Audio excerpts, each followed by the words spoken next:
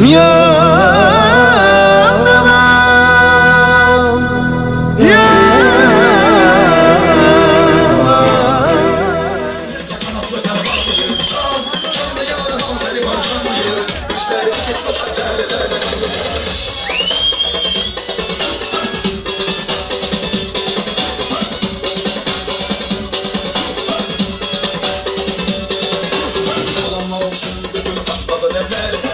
Eşk olsun bütün git erenlerime, atlara toplumlara geldim milletlerime. Ben su bombu yerlerin Azeri Türklerime, bizler için dost olacak cesaret güneş. Atılan dost kim içilik kurdurup bu oklar dünya kimin oyna. Yolumuzda gücümüz biz aslan bile. Öfkelere yok güçlerimiz girerden eylana. Rastmazlı gençlerin hepsi sandıklıra. Saç sağlarız çakına, dünyaya yakına. Canımız kurban, canım Azerbaycan'a. Biz kibarız, bizlere gafrazlıyız. Oymak bizde kanatla kanatrazlıyız.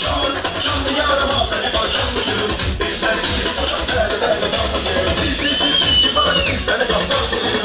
Oymak bizde kanatla kanatrazlıyız.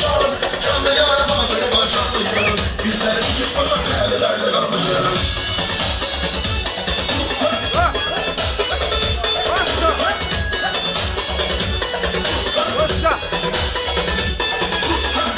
Her şeyden candan tutarız.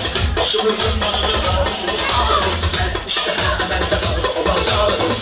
Daha bahçe şakalar şandır diyarımız. Çağrımızla bağlı bile toplanmışam. Düşen yumaylarla saçmalı her karışan. Koy işitsin düşman koy başa düşsün başına. Ağzının her an zaten olmuş sarmaşa. Öfkelere yok güç geliriz girenle meydana. Dostuzlu gençlerin eksi sanki zilgına. Ses sağlarız çakına dünyaya fedena. Canımız kurban canım Azerbaycan'a. Biz kibarız bizlere gafrazlıyız. Oymak bizde kanatlı hep bazlıyız. Canlı yarın Azerbaycanlıyız. Bizler gidip koşan değerli değerli kanlıyız. Biz kibarız bizlere gafrazlıyız. Oymak bizde kanatlı hep bazlıyız.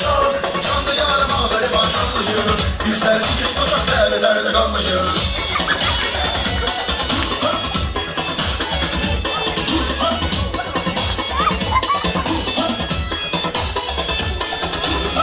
Tarihler boyunca kılmış biz tahtılar. Bana tufanlar sürdürme